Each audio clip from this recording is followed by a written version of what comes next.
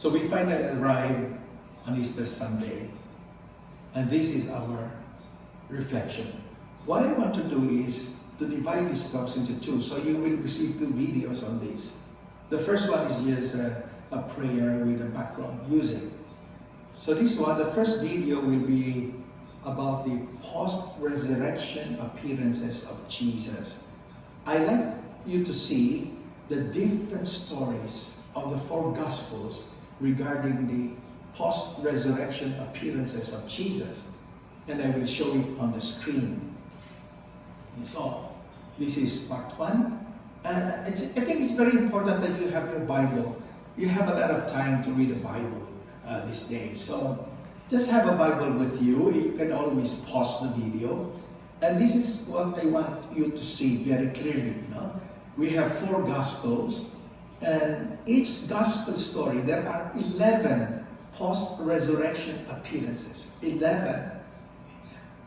And I will try to show you, try to compare these 11 post-resurrection appearances. Now, if you remove Mark, because Mark's story of the appearance of Jesus that begins on chapter 16, verse 9, is a later addition. Most likely, later Christians added that story from the other Gospels. So if you remove the two post-resurrection appearances of Mark, then you only have 11. Because the story of Mark is very interesting.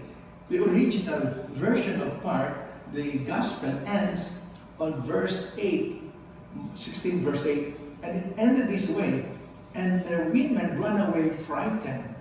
And that's how it concluded. And so people were, how can the Gospel end that way? And so later Christians added the verse, I think it's from verse 9 to verse 20. But anyway, have the Bible with you and compare this. The reason why I like comparing the Gospels is for you to understand that it's not so much the details that are, don't ask the question, is this factual? Most likely they are not, because of, there are differences in the details. But what you have to focus on is the truthfulness of the story. In other words, it's full of truth. There's a lot of truth in it.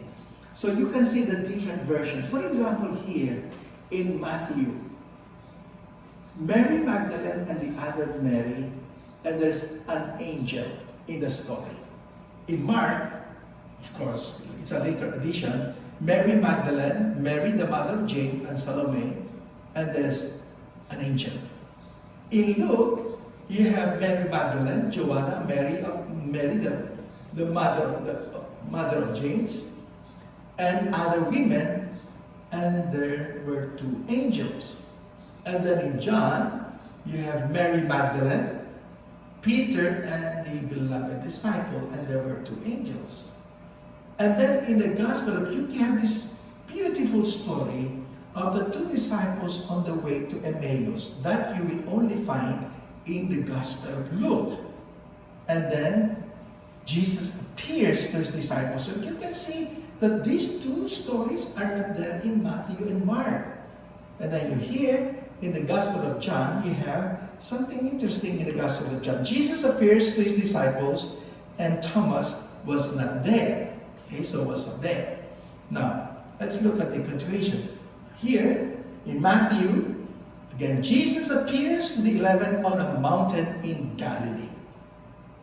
Now, it's not there. You can see it's empty on the other Gospels. In Mark, you have Jesus appears to the 11 while they sit at the table. In Luke, nothing there, in parallel to the other stories. And in John, you have second time Jesus appears. Now Thomas is there now, is present. And then a beautiful story of Jesus appearing to the disciples by the Sea of Tiberias. Those are beautiful stories. Now remember, I told you that in the Gospel of Mark, in one verse, Mark 16, there are only 16 chapters in the Gospel of Mark. And it concludes this way, as I told you earlier, the women run away frightened. How can a gospel end that way? Somebody said that in the early church, the Gospel of Mark was really like a textbook, a manual for those preparing for baptism. And it's really appropriate that it ended that way. And whoever was conducting the preparation for baptism and reads the Gospel of Mark, which is the earliest Gospel, and after reading this, women run away frightened. Now, those preparing for baptism are asked to continue the story. To continue that story. Interesting. Now, let's look at these appearances. In the Gospel of Mark again, Mary of Magdala, 2 other disciples, and then the 11 commissioning. That seems to be familiar, most likely added later, as I told you earlier. That Markan ending 9 to 20 most likely was added later. Now let's look at the Gospel of Matthew. The appearance to the women, the 3 women. In Matthew 28, 16 to 20, I hope you have your Bible with you, the appearance in Galilee to the mountain and the mission to the world, that happened on the same day. Only Matthew has this story, commissioning, sending the disciples out to baptize them in the name of the Father, the Son, and the Holy Spirit. That before ascending into heaven. That you only find in the Gospel of Matthew. How about in Luke? What is unique in Luke is the story of this, read it, the road to Emmaus, the 2 disciples. I will elaborate on this afterwards. And then the appearance to the apostles at the ascension. So that is Luke. What is interesting in the Gospel of Luke is that he has a 40-day overstay of Jesus. Seems you will only find this in Luke, that Jesus, after the resurrection, stayed for 40 days before ascending into heaven. Of course, 40 is a very biblical number. Okay? So, but it basically means 40 days means a long time. Jesus stayed a long time. Why? Because he needs a time, the apostles rather, the disciples, they need a time of adjustment to what? Adjustment to what?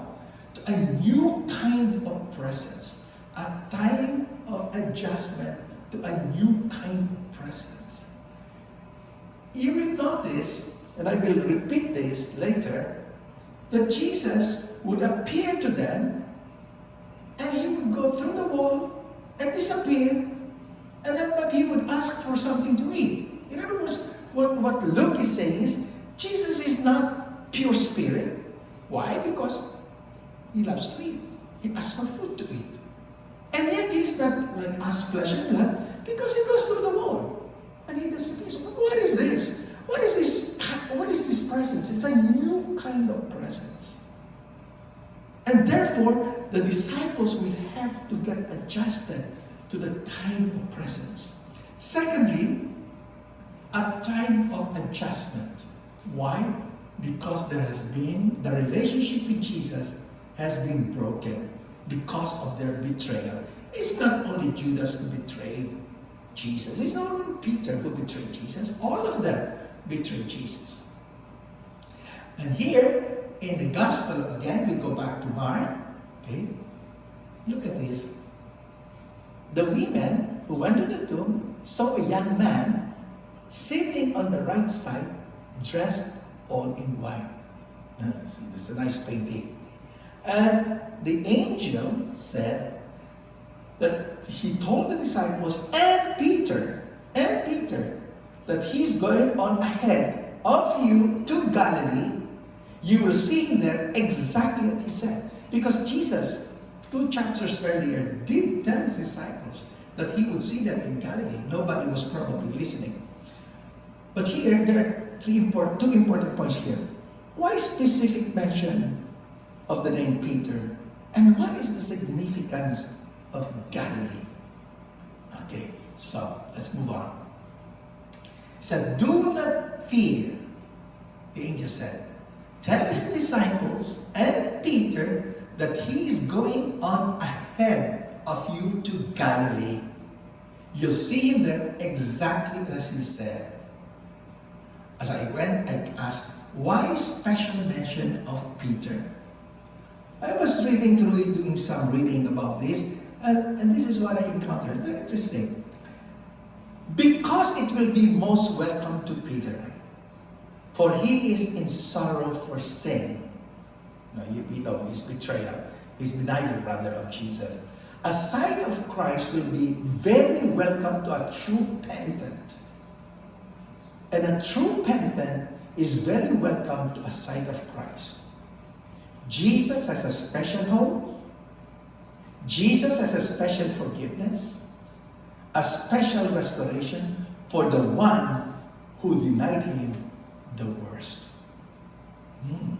Interesting. Okay. Now, let me just point this thing out. These are interesting details in the story. He says, in Luke and John, there were 2 angels. In Matthew, there were 2 women and 1 angel. Of course, Matthew has an interesting version of of Mark's gospel. Matthew, as on the way, Jesus himself meets the women and say, remember the women were told by the angel, tell his disciples and Peter, okay, he will meet you in Galilee. He said, do not be afraid, do not fear. And while the women were running, because that's how Mark ended his gospel, and the women ran away frightened, Matthew continues it by adding that while the women were running, Jesus appeared to them. And what did Jesus say? Repeated what the angel said. Do not be afraid. Do not fear. Go and tell my brothers to go to Galilee. There they will see me. So for the second time, first the angel said, do not be afraid or do not fear. The second time it was said in the Gospel of Matthew is Jesus himself. Okay. So, now, why return to Galilee? Why return to Galilee? Remember I told you 2 chapters earlier, Jesus was telling his disciples, after I am raised up, I will go before you into Galilee. As I've said, probably they were not listening or they did not understand. But what is the significance of returning to Galilee? What is the significance? Let's go to and read this beautiful text. Galilee is a place where everything began. They are to return there, to return to the place where they were first called. In Galilee, Jesus had called his first disciples.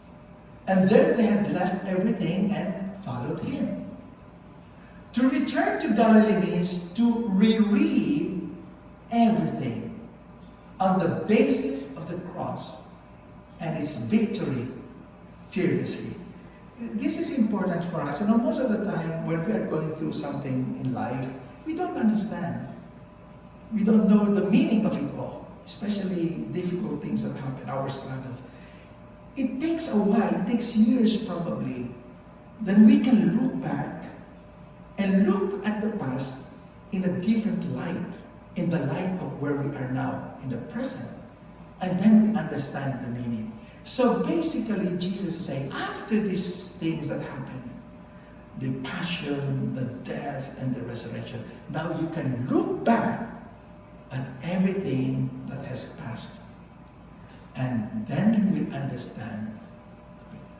To reread everything, Jesus preaching, to reread his miracles, the new community, the excitement, the defections, even the betrayal, starting from the end, which is a new beginning from the supreme act of love. In other words, starting from where they are now, experiencing the resurrection, they have to look back at their time in Galilee, and they will have a new understanding of all the things that happened in Galilee.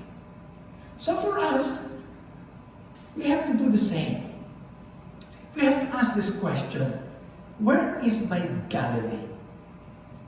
And Galilee, you don't have to go to Israel, although that's a very interesting thing to do. But Galilee does does not have to be a place for us. Rather, Galilee is a situation. Galilee is a frame of mind. Galilee is a choice we make. That's our Galilee. Our particular Galilee could be the desolate journey of physical, could be emotional, sexual, and spiritual pain. The journey that we are all going through. And the desolation that we experience in all those areas of our life. That's our Galilee. Our particular Galilee could be the desolate journey of physical, emotional, sexual, or spiritual pain. It could be dashed promises, broken relationships, or unrealized hopes. It may simply be the unremarkable circumstances of our everyday lives. Whatever it is, the joy-filled and hope-filled message of Easter is a promise made to us that Christ is not only there when we arrive. In fact, He has gone ahead of us. He has gone ahead of us to that desolate place so that we might have loving arms in which to fall at journey's end. Reflect on these beautiful words of Brian Perfield. It's a Jesuit. Now, do you realize that none of the Gospels tell us that Jesus met his mother, that the risen Christ appeared to his mother? That is something very interesting, and people wonder, how he did not appear to his mother? Well, that has been a question centuries past. And if you get a chance to read this book by Rudolph of Saxony, The Life of Christ, which was published in 1374, this guy was dealing with this issue. And what is interesting is that when Ignatius of Loyola, while recuperating, he went to war, he had to recuperate, and he felt so bored, sometime in 1509, he got hold of this book by Rudolph of Saxony. And it was really Ignatius of Loyola who popularized this encounter of Jesus and Mary. And that's why we have in the Philippines, I don't know where else in the world, where we have Encuentro or Desalumo, where we have on Easter Vigil the statue of Mary and the statue of Jesus coming together and meeting. So, that is an interesting story. Now let's look at this, another unique story in the Gospel of John. I hope you're following me with your Bible. The appearance to Mary of Magdala in chapter 20, 11 to 18, and then in John 20, 11 to 23. Okay? The appearance to the disciples. And then, I mentioned this earlier, John, the Gospel of John, appearance to Thomas the twin. And the last one is the appearance of Jesus by the Sea of Tiberias. Now, in the second part of this video, I will deal with those unique stories and explain the meaning and significance of those stories.